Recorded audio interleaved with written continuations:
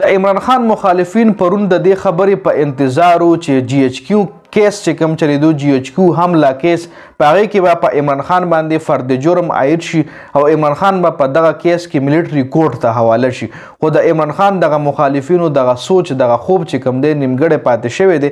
په دغه کیس کې چې کوم فیصله راغلی د هغې تفصیل در سره شریکوم. بل طرف ته الله پاک د عمران خان مرګړی دی. دغه کاروایی پرون مؤخر شوه په دغه کیس کې د جی ایچ کیو حمله کیس کې کاروایی پرون مؤخر شوه او دا کاروایی چې کومه ده دا په 16 نومبر باندې کیږي. مطلب کاروایی چې کومه ده هغه کمپلیټلی خارج شوې نه ده. کاروایی به پې کیږي خو صرف پرون کینسل شوه. پرون صحافیان هم لفافه صحافیان هم د دې خبرې په انتظار و چې اوس به فیصله راشي او عمران خان به ملیټري کورټ ته حواله شي او په هغه باندې به آرمي ایکټ ولګي او په هغه باندې به مطلب ښه پوخ په هغه بند شي. خو هغه رنګونه شوه جي ایچ کیو حمله کیس کې پراسیکیوشن سره د عمران خان چې کوم مخالف وکیل دی هغه سره هیڅ قسم ثبوت نشته دی. که چېرې ثبوت یې پیش کړو نو بیا عمران خان ته مشکلات جوړېدی شي خو ثبوت شته نه.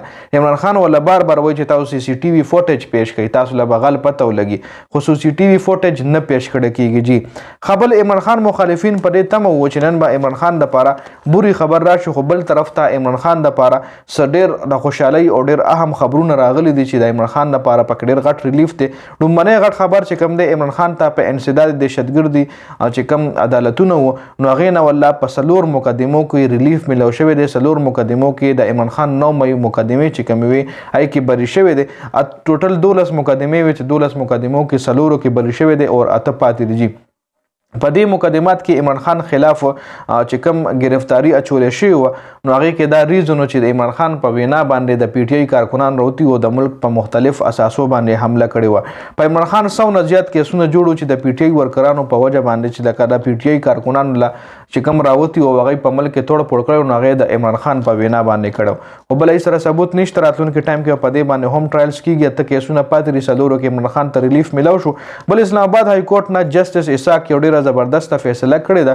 پرونه د پی ټي آی چې کوم وفد د عمران خان سره ملاقات دپاره اډیاله جیل له تلي وو خو هلته هغوی ټوله ورځ تېره کړه خو د اډیاله جیل چې کوم حکام دی هغوی ملاقات ته نو پرېښودي چې بیا دغه وکیلان پکې هم شامل وو چې ډایرکټ راغلي دي او عدالت ته تللي دي او هلته درخواست دایر کړی دی چې مونږ ملاقات ته عمران خان ته پرې نه خولی شو چونکې مونږ سره د عدالت حکمنامه هم وه خو بیا هم دی مونږ د عدالت حکمنامې باوجود هم دی مونږ عمران خان سره ملاقات له پرې نه خلو دا توهین عدالت دی.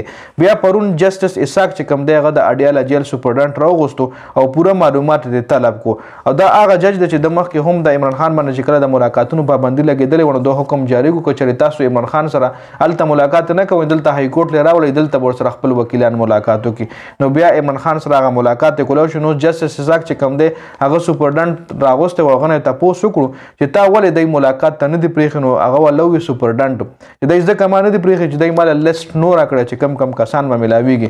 نو دغه جسټس اسحاق چې کوم دی بیا دغه د کوم د اډیاله جیل سپرډنټ هغه ته وي چې لیسټ په تا ته د عمران خان له طرفې ایشو شي او هغه کسان کم چې تا له عمران خان یاد کړي نه به ته بیا عمران خان سره ملاقات دپاره ضرور پرېږدي کوي که بیا تا خلاف ورزي وکړه د عدالت د حکم باوجود نو بیا په تا باندې هم مقدمه دایر کېږي. جي په دې ویډیو کې دا اهم اپډیټس وو. د ویډیو کتلو زیاته مننه. والسلام.